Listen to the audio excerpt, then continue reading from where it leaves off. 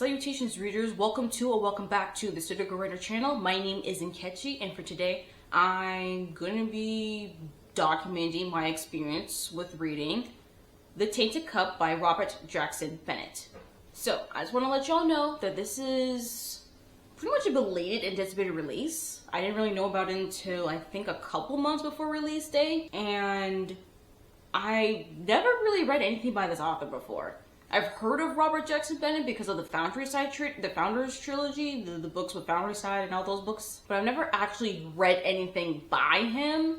I've heard of him, I saw this book cover around, and I kind of decided just to pick it up because of really the genre tags, honestly. And then also a couple reviews that I've looked up, because otherwise I really wouldn't be touching this book. I'm not really one to be reading books written by white cis het men, honestly. That's not usually the kind of stories I usually gravitate towards, incidentally, and also kind of purposefully at the same time. I was hesitant, however, for people who I do trust their reviews and their bookish taste, it was just really interesting to see a couple people be like, hey, this was actually really good. Maybe I didn't really love the mystery because mystery's not my thing, but hey, I like the fantasy here, which I'm like, that's fine. I love fantasy, but I also really have been liking speculative mysteries. So this definitely seemed way, way, way up my alley. So what is this book about? I'm just going to read y'all the synopsis because even though I have already started this book, I don't really know the synopsis because who am I? In Tana's greatest mansion, an imperial officer lies dead, killed to all appearances, when a tree erupted from his body. Even here at the Empire's borders, where contagions abound and the blood of the Leviathans works strange magical changes, it's a death both terrifying and impossible. Assigned to investigate is Anna Dolabra, a detective whose reputation for brilliance is matched only by her eccentricities. Rumor has it that she has always wears a blindfold and can solve impossible cases without stepping outside the walls of her home. At her side is her new assistant, Dinos Cole, magically altered in ways that make him the perfect aid to Anna's brilliance. Din is at turns scandalized, perplexed, and infuriated by his new superior. But as the two close in on a mastermind and Anna makes one startling deduction after the next, he realizes that she is indeed the Empire's greatest detective and wonders how long he can keep his own secrets safe from her piercing intellect. That sounds pretty interesting to me. It's very much giving Sherlock Holmes, which is pretty much also a little bit of tagline here. It's like a Holmes and Watson style detective duo takes the stage in this fantasy with a mystery twist. And I'm always here for a detective duo, Holmes, Watson kind of thing. So this is also a first book in another new series. My guess is a trilogy, since Robert Jackson Bennett has been writing trilogies before this book, so I won't be surprised if this is also another trilogy. And yeah, and I actually have already started this book. I do have, again, as you can see here, I have it physically from my library, but I have been reading majority of this book on my Kindle because I also so happen to got the ebook at the same time. So I think that's where the bulk of my reading is gonna go, but just for like editing purposes, because I'm lazy, I don't want to put a book cover here, I'll just be showing y'all the physical copy here. And since this is the first in the series, I will let y'all know that it's the first book in the Shadow of the Leviathan series. Again, I still think it's a trilogy, but it's the first book in that series. That's the name of the series. I'm not going to give y'all too many thoughts right now, because the way that I do dedicated reading vlogs is that I kind of just go by in parts if the book has parts. And this book does have parts. It has 5 parts, so if you look at the timestamps, there should be sections where I talk about each part of the book. And it's going to be spoiler free. I don't want to talk too much on spoilers, especially for a 2024 release. I don't want to talk too much on spoilers, even though it has been out since February 6th. So as far as where I am page-wise, I'm actually not very far from the end of part 1.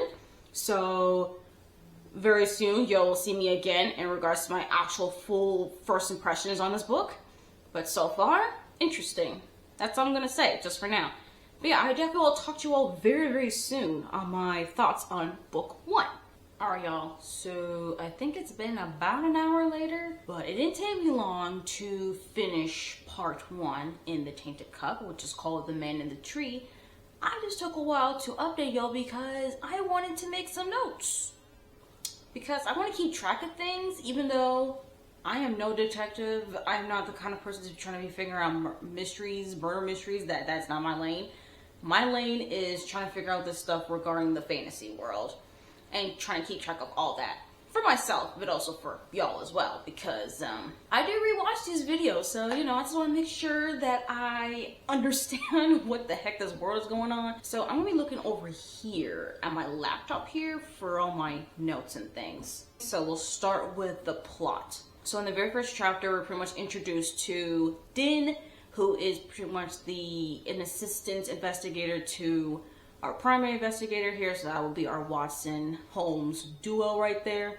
And we're pretty much introduced to Din actually going into the crime scene, seeing the dead body, only to find out the dead body is has a tree stuck in him, like there's a big huge tree through the person's body and things, like, huh? Yeah, so we gotta figure out how the heck that happened, why he died, all the things. So we get Din entering the crime scene. He gathers evidence in the very own fantastical way, which I find very fascinating. We'll get into that.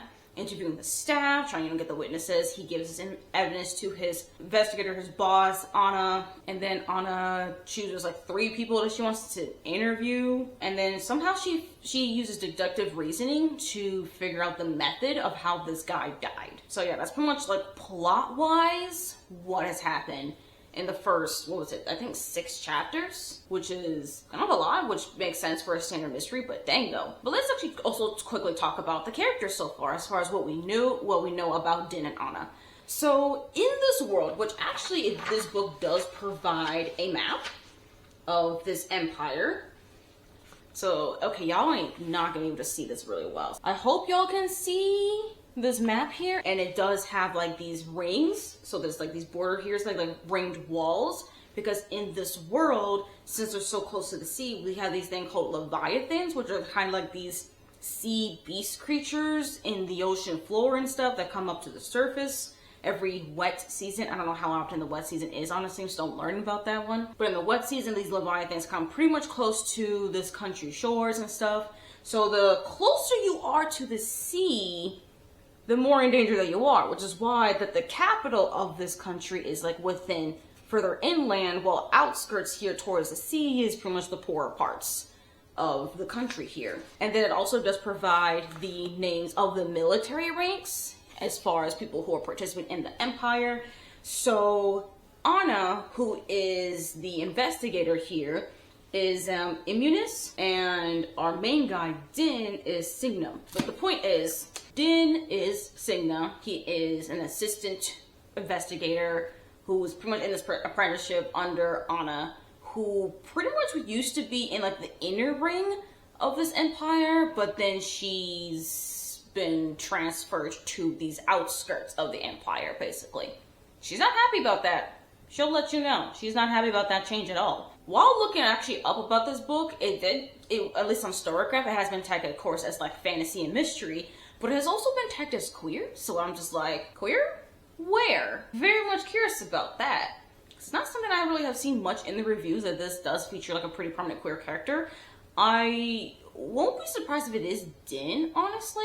I can kind of see a little bit, but it's it's more subtle here. I think we probably learn more about that in regards to Din's character, but queer question mark on as far as it being Din, but this has been officially tagged, at least on Storycraft, to having a pretty queer story, so something to look forward to, something to keep in mind as well if you decide to pick up this book. And we also learn pretty early on in the story too that Din is also dyslexic. He has a hard time reading things. It takes him longer to read things. It takes him also to write things as well, which is what makes some people in the part of the ranks of this empire, which also to let y'all know that there is very much ableist language in here, so definitely content warning on ableism if that's something you don't want to read. There is pretty prominent ableism here. It's not very, very graphic, but it's definitely a part of the story. So he's definitely dyslexic, queer, question mark, and he's a sublime. Specifically someone who is an engraver, which we'll definitely talk about in world building.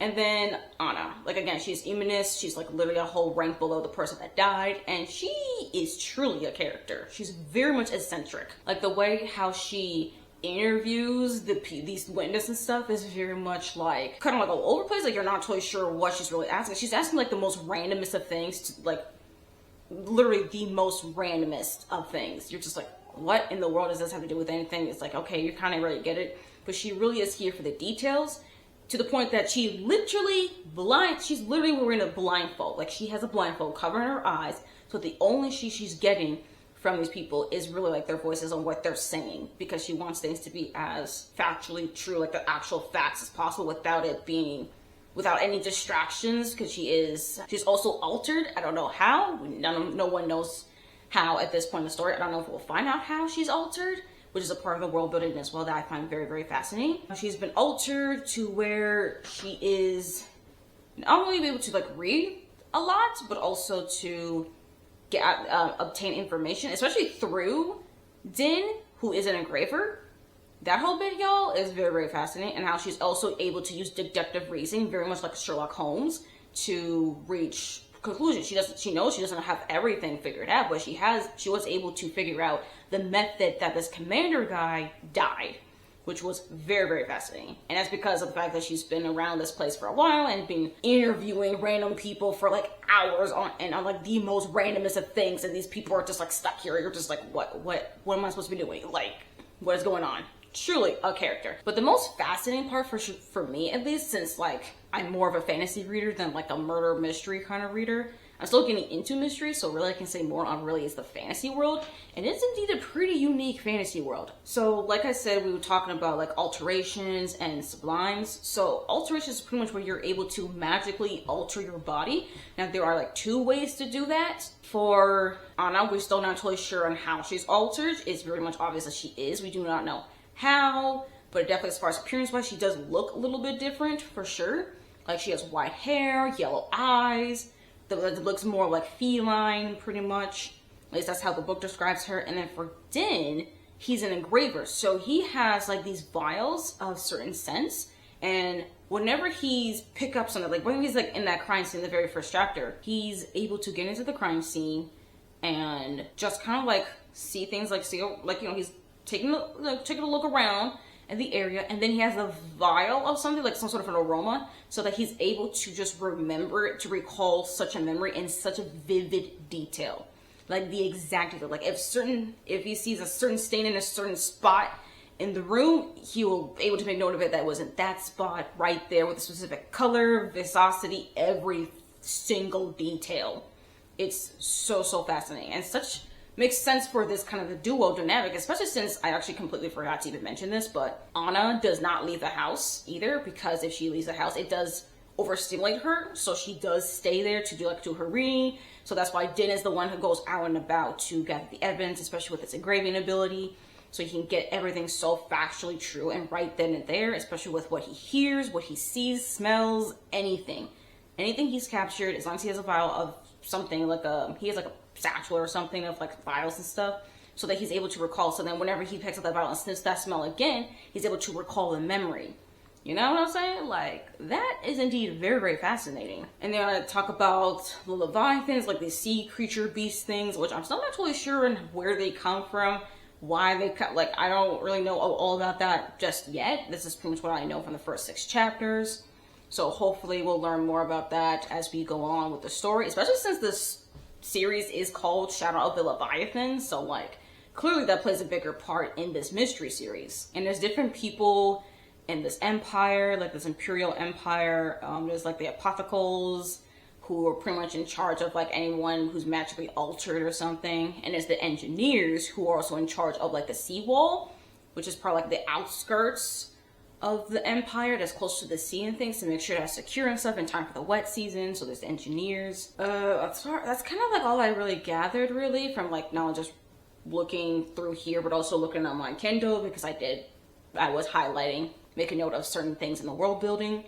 Which, by the way, I do actually like the writing style that Robert Jackson Bennett went with in this book. Now, I don't know if this is something he's done with his other books, but based on what I'm getting from here, it is pretty much a pretty easy, not super dense writing style to me. It's at least as far as how the book is written specifically, it's in first person present tense. So if that's something that you want to know about, then it's there. And I did like the way that this book gives information as far as the world. Like, it's not really info dumpy, honestly. I don't think there's really any info dumps. If so, it's very, very little. But yes, overall, I am indeed very much intrigued with this story. I'm always here for a mystery good time. I think the mystery is indeed intriguing, especially when Anna uses deductive reasoning. And I actually do like the dynamic between Din and Anna. It's very much like he's trying to like reel her in a little bit, because the way this woman be acting, I'm just like, yeah, please, because she can be a bit much. But she's also very, very intriguing, very much entertaining. She is funny too. There's not a dull moment with this woman. Although sometimes that's also really nice, because sometimes Din could be a little bit dull. But I think it's more on just like his approach to just life, honestly. Nothing like really bad or anything, but truthfully, if we were just to follow just him in this story, it would definitely get pretty dull. So thankfully, Anna's here for her being a little bit more eccentric. Yeah, that's pretty much it, honestly, on my thoughts on part 1 here. So the next part is called Breach, and I'm actually really looking forward to seeing more of Anna and Din's dynamics, especially when we get further into this mystery. And I definitely want to learn more about guarding the world, of course, especially with the Leviathans, and also how this empire was also formed. If we're going to get that, I don't know if that's something important in this story or not, but I am curious to understand more, honestly, on this world and how it really works. So as far as the next part, I don't know how long it's going to take me to get to the next part. So yeah, that's pretty much my initial thoughts on the Tainted Cup, and I'm going to update y'all when I pretty much finish part 2, which is called The Breach. Hello everyone, so today is March 18th. So it's been a little bit over a week since I've updated y'all for this vlog, and I want to update y'all to say that I finally read up to the 3rd part in the Tainted Cup. So I read the Breach part, which is part 2. And it's taken me a while to actually get through this part, not because really on the book itself, actually, it's really on me personally. For some reason, I just felt like I was not in the headspace to absorb the story. So I got to like 100 pages and then I stopped for a while. And then today I literally read like 27 pages just to finish up this book. For the most part, actually, I was reading it on my Kindle, honestly. So that's why I have all my annotations and stuff. But then I just caught up to finishing this part literally today. I already knew for this part I wasn't going to say much, honestly, since like the beginning is really like I need to like talk the most, since that's where I need to talk about the most about the characters and world. And here we get more on the world, especially since the breach happens. And again, not trying to get too much of spoilers, but if you're just aware, there is something that happens. There was a breach that happened, and we went to a different part of the world here called Talagray. And we also found out that more people end up being dead. Not just this commander guy, but 10 engineers, which is very, very interesting. That also led to a breach, which I definitely have to say is the most interesting part for this. The most interesting thing for this part, because that's where we got more of the plot and definitely more on the mystery here, that we now know, like, okay, now we have to expand upon what we already knew about this commander and how now the commander is connected to these 10 engineers that are now dead.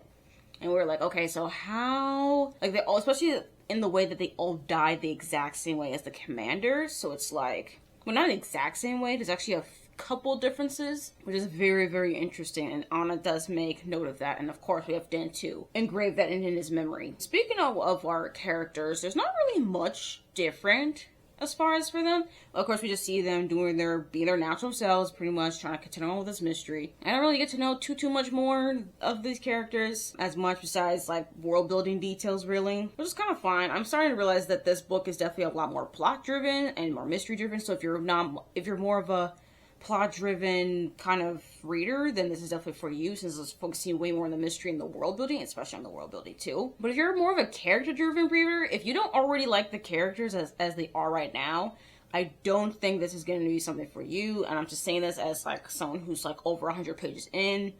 It's not really giving character driven or even much of balance between character and plot driven. This is just really more towards plot driven, which is fine. That makes sense for this kind of a story. It's just that I was kind of hoping for a little bit more, but then again, I'm only over 100 pages in. I'm not so deep in the thick of it, but I am definitely deep enough to know where we're kind of settling in right now. So far, like things were going, writing is still pretty much the same. We get more knowledge in regards to Talagray because of this breach, since that's where the breach happened, really, that affected the rest of the outer rim of this empire. I'm still hoping for more information in regards to the history of the empire, but that probably will be in like later parts. And we're definitely getting more into the mystery here, which I'm definitely still interested in. I think my main thing right now is that I was kind of hoping a little bit more in the characters. Like, I still like the dynamic between Dim and Anna. I was just really hoping for, like, I don't know, maybe just a little bit more. Like, I don't know. Especially with Anna, like, her alterations and stuff. I don't really know much about her backstory. Maybe that's what it is. I don't know much about Din and Anna's backstories. Still, and even in the second part. So I'm not totally sure if that's something we're going to find out in this book at all. Or we'll find that in the sequels. I don't really know. But I am hoping for a little bit more backstory.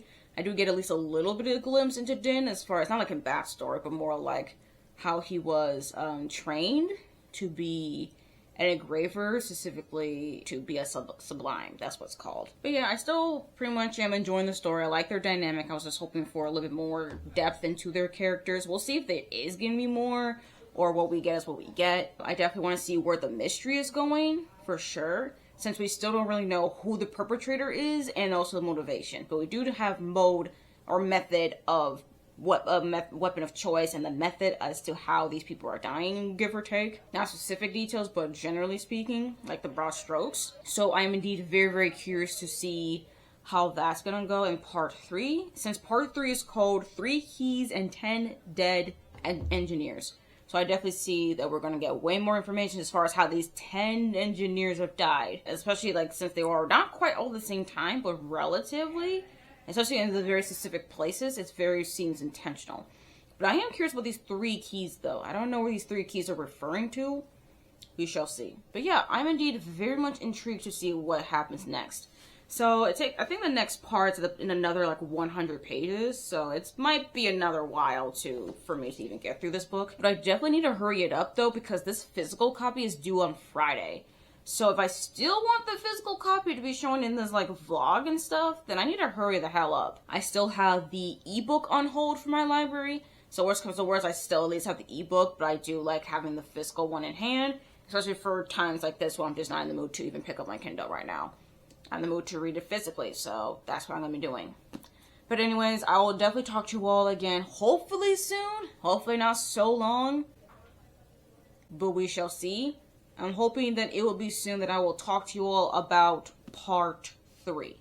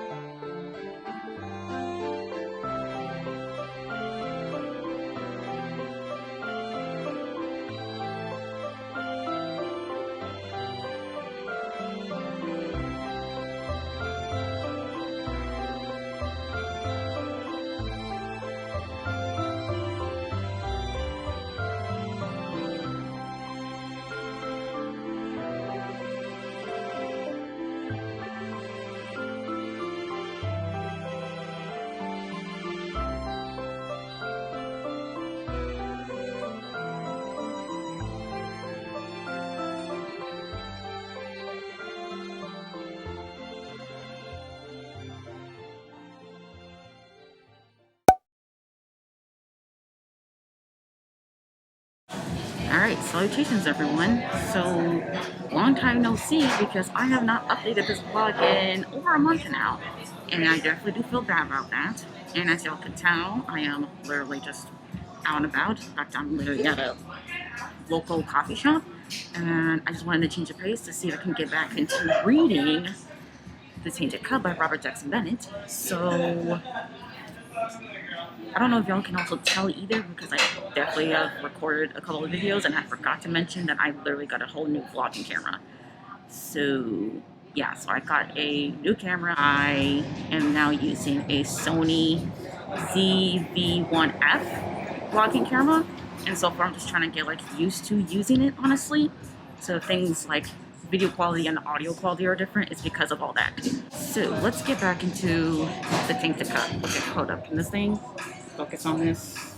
Okay, cool. So I have read part 3, which is called, what is this thing called? 3 Keys and 10 Dead Engineers. And y'all, I definitely have some thoughts on it, despite the fact that, like, I literally stopped at the middle of this part because my month-long break of not touching this book. I am so glad I touched it back again because, ooh, the plot is thickening, y'all.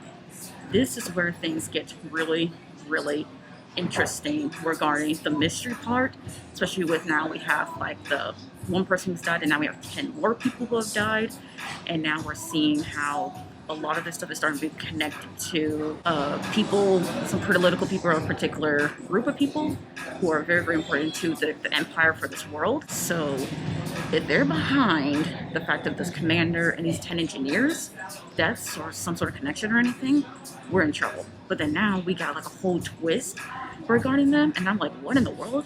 We just added a whole new curveball to like the end of this part, and which is really interesting. And also we do actually, I think we have a suspect on like the who is doing it and a possible why for who's the murderer. But also we do get an idea. We have so far gotten a when these people have died, how, well, not people, like what killed them, and a where. That's the part that actually gets really scary, is where this is happening. So that's happened. And now we're just trying to figure out like really the how. But then again, that's just for like one suspect. But now we're adding a whole nother mix to a possible another murderer, or is it the same murderer? So yeah, it's getting a lot of things are going on with the mystery plot. Now let's talk about the characters, because as far as like characters, I won't say they're like one note or anything, but they're not like this is not the kind of novel where you get much interiority into these characters, except that now I'm starting to see some more things regarding with Din. Now he is an engraver, so he has definitely a lot of stuff with regarding memory, especially with sense. It's very interesting on how his memory is really working in this novel. Like, he has surprised me a few times in this particular part alone. And I wonder how that's going to change and develop in the next 2 parts. And I'm also wondering more about Anna as well. Despite she's a very eccentric character, and her methods are definitely strange and weird, and to the point I'm getting secondhand embarrassment. She does still care, and she also does care as well for Din. So the next time I update y'all, it'll be me talking about part 4, which is Hell and the Gentry. So yeah, we've gone through the halfway point. This is where shit has hit the fan. So I'm very curious to see how things would change. Alright, y'all, so this is literally the exact same day. I just came home. I didn't just come home, I came home like a couple hours ago. And I have already made some progress into the Tainted Cup. I'm finally at part 5, so I finally finished part 4. We were definitely making headway with the mystery plot, and then we were trying to, like... This is where it gets so hard to really explain what even happened in this part, because it's so spoilery that I'm like, I don't even know how to really talk about it. So here's the thing.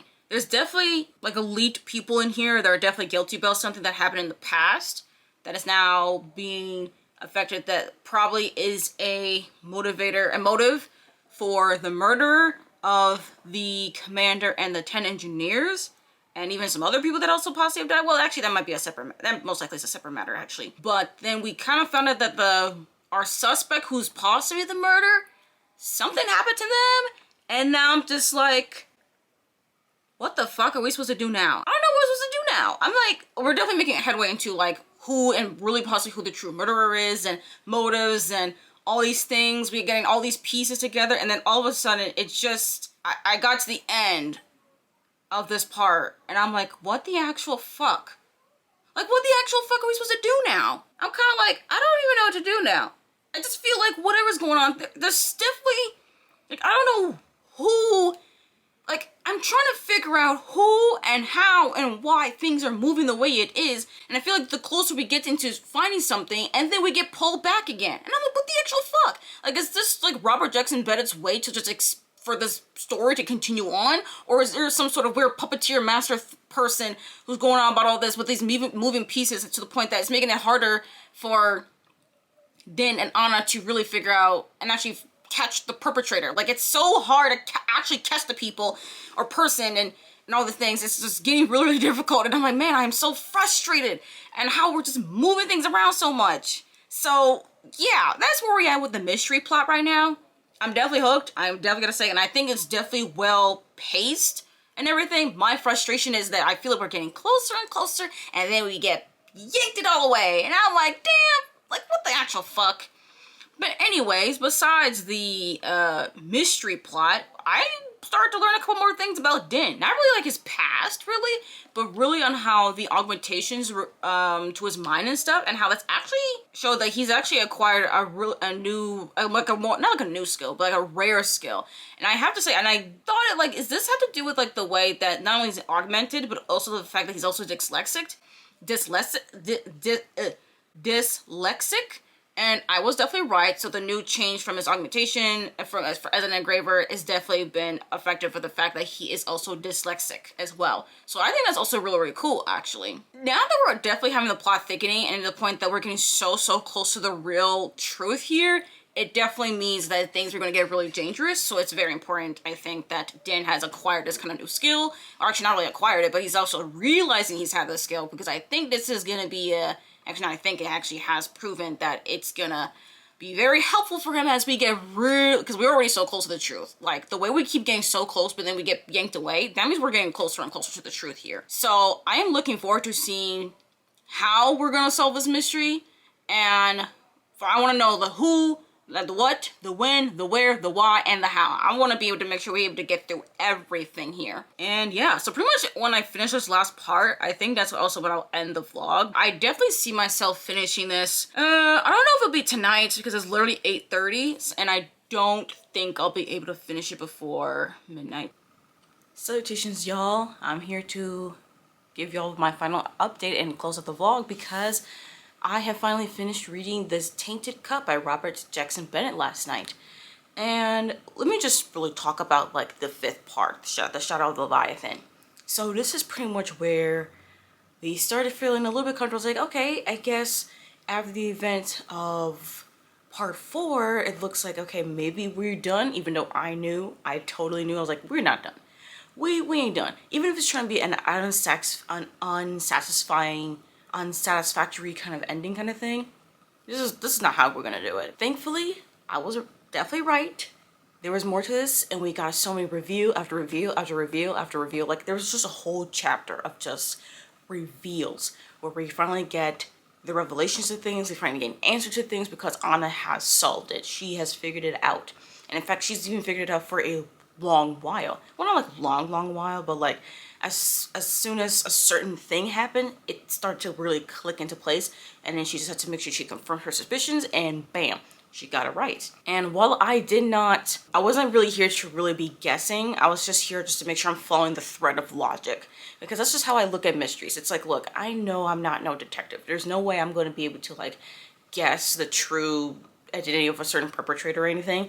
As long as I see the thread, and especially the explanation part, and it all makes sense, like it's not there for shock, but it's actually there to explain shit, we're gonna be fine. And that's what Robert Jackson Bennett did. He just explained, he had Anna explain, go through the process of how she came to these conclusions so it doesn't feel like coming out of left field. It all made sense. And there's even another particular reveal that really did shock me, because I was thinking, I was like, there's a certain thing that never really made sense to me. And we finally got that reveal, I was like, oh, but I just was surprised on who it was. I was just surprised on a few things. Other things definitely made me like, okay, yeah, that definitely makes sense. Not too surprising, but there were a couple things I was like, you know, I really would not have thought about that. I would have connected the dots. And that's just the thing. I can't be connecting dots like that. I would not be connecting shit. So yeah, so that's what happened in part 5. I mean, as far as like the mystery plot stuff, and then there was things going on. We're in the fantasy world, which I don't really know if that's takes me a spoiler or not. I'm not really sure. Sorry, I just lost my train of thought. Anyways, that's pretty much all the things I really have about part 5. Let's just actually get to like the review of the book. So, The Tainted Cup, fantasy mystery book. That's the first in a series. That's definitely giving like mystery companion novel kind of thing. So the mystery in this book is solved in this book. So it's not going to be a series of trying to solve this one particular mystery. We ain't trying to do all that. I am curious as well of how we might even get to explore more of these characters, because that's the one thing I really had a problem with, his character. Well, really not characters, it's really the character, because Anna she has a very eccentric personality. She really comes off through the page, because even though she does not get a perspective chapter. This entire book is written in first person and in Din's perspective solely. We don't get Anna's POV in here, but she is indeed a main lead, despite not having a POV chapter, because she just screams so, like, her personality screams so much on page that I think it also balances out with Din's, because Din's personality is not screaming on page. He's pretty much more, he's definitely not eccentric like Anna at all, which I think really makes sense for a duo like this, because I don't know how I will handle such a story where there's two very eccentric people. I mean, I think it'd be very interesting, don't get me wrong, but it's just a way to show that these two really complement each other.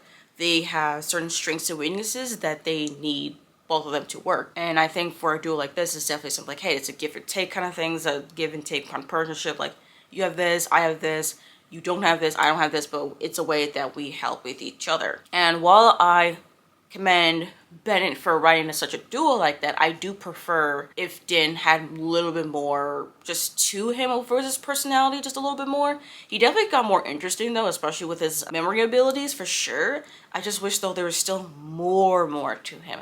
Like, sure, that made him interesting, but it doesn't really mean that his character was fully developed either. But the thing is too though, is that Din's character is definitely more subtle, because I think throughout this vlog, especially in the beginning, I wasn't really sure on where the queerness of the story was coming through, because again, like I said multiple times in this vlog, on Storygraph, this book has been tagged as fantasy, mystery, but also queer. So I was trying to wonder, like, where are the queer themes in here? And it's there, it's just a lot more subtle. And it is definitely with Din, but it's just a lot more subtle than I'm usually used to. And I wonder if it's just more subtle because the book is written by a non-queer author. I wonder if that's the case, because I have read plenty of fantasies written by queer authors, and the queerness just is on there on the page. Like, I can feel it, it's there, like I don't even need to like question it. It's just there on page. But for something like this, I was kind of like, is it queer? I guess so. And also another thing too is that I was just sleuthing around reviews too, and it's also something that not a lot of people really talk about, at least not in the reviews anyways. I mean, I'm really looking at Storygraph mostly. I'm not really like looking at Goodreads much. But at least I'm looking at Storygraph. There's not really much on queerness, really. And that's because it really is just more like such a backburner thing. And it's so subtle that honestly, you might even miss it if you're not really paying attention to it. Which definitely really sucks though. It really does suck. But it's not like it's not there. It's definitely there. It's just that it's not much there, like more of a forefront like I'm used to. And I think it's because I do read a lot of queer fantasies written by queer authors, and to my knowledge, unless I'm wrong, correct me if I'm wrong, Robert Jackson Bennett is not queer. So that's one thing. But also another thing too about these characters though is their neurodivergence, which is also something that I was actually highly disappointed about. That it's not something that I really even heard about with this book, and it's also because like it's not really even talked about in reviews. Like, it's not really even talked about in other people's reviews on how like the neurodivergence of not just Din but also even Anna as well. Because despite the fact that both Din and Anna are altered, both of them are still also neurodivergent. Like, there are still things that even when they're with their altered minds, they're still naturally just neurodivergent. Like, to the point that their neurodivergence actually, in a way, enhanced their alterations and augmentations versus other people who have been augmented as well. And I think that's also really cool and interesting too, because when we think about augmentations, it's like you're really changing yourself so that you can serve an empire that if you don't do your job, it's like, can they really protect you? Do they really care for you in the way, especially with all these changes and alterations just to appease certain people and also to be much of service to the empire? Like, you can't really be much of a service to the empire unless you literally change yourself, which is very interesting take to look in how you build your world, especially in such a biopunk world like this. And I think that's something I wish that more people, at least in the reviews, talked about as neurodivergence. Now, for me personally, I do find it really, really interesting in how neurodivergence has come into effect in regard to the magic system, specifically with Din, since we see him more with Din. With Anna, it's more like we kind of learn more like a revelation kind of thing, but it was something that I was thinking in the back of my mind, like how Anna was able to solve and be this intuitive, because she's highly intuitive, but she does have a very eccentric personality. So I was kind of wondering, it's like, is this something that she's been augmented, like altered? Is that how she was able to become who she was? Or is this just her practically being natural? And to be honest, it's kind of a little bit of both. Mostly just her, honestly. It's really just her being herself. And then there's only like probably most likely just one alteration that with her neurodivergence, it has also led to this one thing that's been altered in her has also enhanced that alteration as well for her to solve the mysteries. It's definitely made it a lot more helpful. Even with Den too, like he even thought, like especially with his dyslexia, he really thought that it's more of a hindrance, but really it was actually very, very helpful, honestly, the way that he was dyslexic and how that even helped him with his engraving, being an engraver. It's very, very interesting. And I think that's a very unique take into a fantasy world like this, which is why I think that even if you're not, like, even if you're more, let's say, like, you're more of a mystery person, I think the kind of the fantasy in here is something that you will really appreciate, because despite it being like it feels like there's a lot going on, but honestly, the way that Robert Jackson Bennett actually feeds you this information on the world, it's not like an info dump. It's not like you get a whole bunch of text of just so much of the world that you have to memorize. He's literally kind of telling you as you go along. He even will repeat certain things regarding the world as well. I definitely recommend this book for fantasy, not quite really fantasy readers, because despite this being a fantastical world and stuff, and you have really interesting characters, you do need to care about the plot, because this is a very plot-driven novel. Hence, this is a very mystery-driven fantasy book. So if you're someone who's a fantasy reader, but you're not really into mysteries, then I would honestly suggest you kind of passing on this one. Unless you really are here for Watson, Holmes, kind of detective duo kind of thing. This book is a perfect blend between fantasy and mystery. So if you're trying to go from mystery novels to fantasy novels, I think this is a good like starting point with that. And maybe if you're someone who's a fantasy reader who's trying to get into mystery novels, maybe try with this one, because it definitely does work as a mystery novel, despite it being in the fantasy world. So yeah, I think you would definitely have a good time with this one. And also, I really have been annotating this one. Like, look, y'all. Like, look at those tabs. I have a lot of tabs. And I had some annotations in there as well. And my thoughts. And I mean, I trying to do no predictions, nothing. I'm just trying to understand what the heck is even going on. I will have to say that I really had a great time with the Tainted Cup. To the point that I was actually really not certain on how to even rate it. So I went on Cawpile to get like some sort of an idea of like how I should rate this book, because it's really, really good and I do recommend it for people. However, I was kind of hesitant to give it a 5-star, because when I did it on Cawpile, it averaged it out to like a solid 9.00 out of 10, which is pretty much like the benchmark line to getting 5 stars. But it's the lowest 5. If I were to give this book a 5 stars, it'd be a low 5. Like, this is not like all-time favorite kind of 5, because I do still have the critique on the character. I feel like the characters, while they're pretty much there's definitely a development with them. They're not like basic. There's definitely something to them. It's just not as fully developed as I would like, especially for a 5-star novel. So I don't know. I don't think I'll give this a full 5 stars. Maybe this would be like a 4.75. And this will be the first 4.75 of the year, actually. I have not given any other book 4.75. But I feel like that's the rating this book deserves, is a 4.75. And I would read more from him. I'll definitely read more of the installment in this series for sure. But I also would like to try his backlist. He does have the Foundry Side trilogy. So I definitely would read more by this man, surprisingly, because this is actually, because I really had to check. I think this is the first time in a while, like, and I mean like years, since I've read a book written by a cis hetero white man. It was surprising for me that like, I have not read a book written by such an identity like that, and yet here I am, giving a book like this nearly 5 stars. So does that mean I'm gonna read more written by cis hetero white men? Honestly, I don't think so. I'm too picky, y'all. Too picky. But yeah, I think this would be 4.75 stars.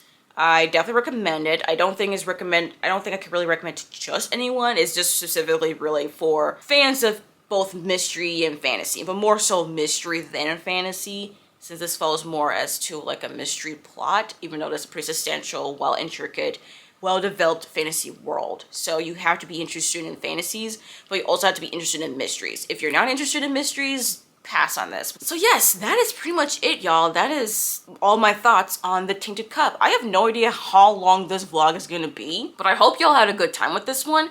Now, I know this book has been out since like February, so I am curious, what are y'all's thoughts on the Tainted Cup if you have already read it? And if you have not read the Tainted Cup, have I persuaded you into possibly picking it up? Or is this a book that you just realized, you know what, this is just not really my thing? And if you've made this far into the video, but you're not really sure what to say, you just want to leave me an emoji, leave me a wine glass emoji along with a tree emoji. Anyways, that is all. Thank you all for watching, and I hope to see you in my next video.